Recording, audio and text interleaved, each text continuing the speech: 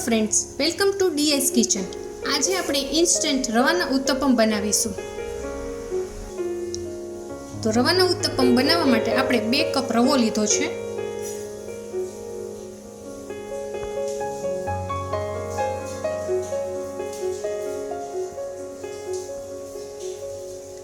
હવે એમાં આપણે 2 ચમચી જેટલું તેલ ઉમેરીશું.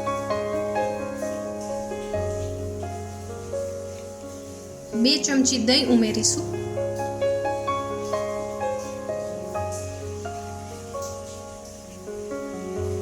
અને મિક્સ કરી લેશું.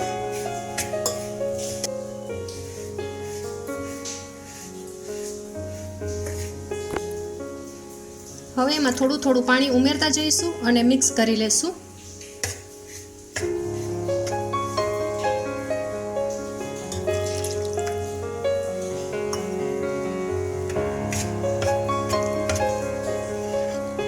થોડું કરીને આપણે આમાં 2 ગ્લાસ જેટલું પાણી ઉમેર્યું છે. હવે આ ખીરુંને આપણે 1 કલાક માટે રેસ્ટ આપીશું. 1 hour later. આપણું ખીરું તૈયાર છે. હવે આપણે એમાં સ્વાદ પ્રમાણે મીઠું ઉમેરીશું.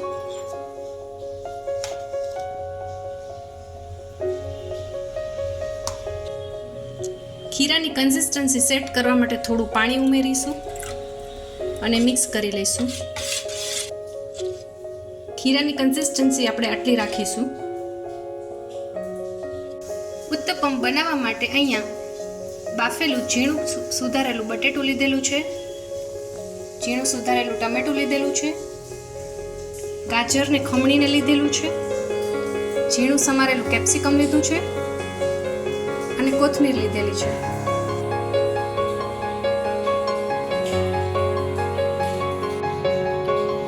ઢોસાની તવી ગરમ કરીને એના ઉપર આપણે થોડું તેલ મૂકીશું. રવાનું ખીરું પાથરીશું.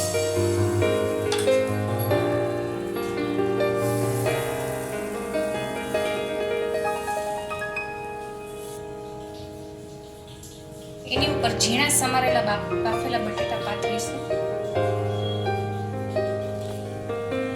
એની ઉપર ખમણેલું ગાજર પાથરીશું.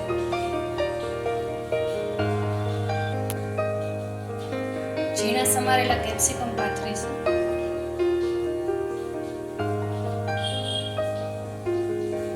ઝીણા સમારેલા ટમેટા પાથરીશું.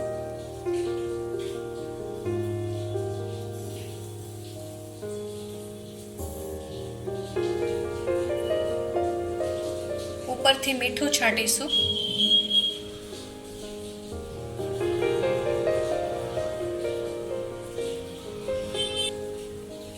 લાલ મરચું પાવડર છાંટીશું.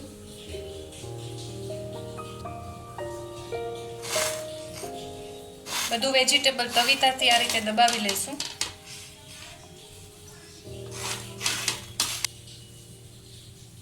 કોથમીર છાંટીશું. વેજીટેબલને આપણે ખીરું પાથરીને કવર કરી લઈશું. ઉપરથી થોડું તેલ નાખીશું અને ઉત્તપમને આપણે પલટાવી લઈશું.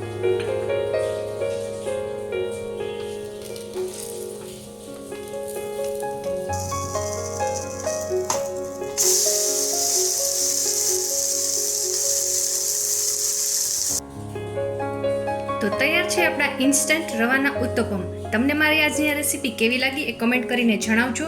મારો વિડીયો જો તમને ગમ્યો હોય તો લાઈક કરજો, શેર કરજો અને મારી યુટ્યુબ ચેનલને સબસ્ક્રાઈબ કરજો. Thank you.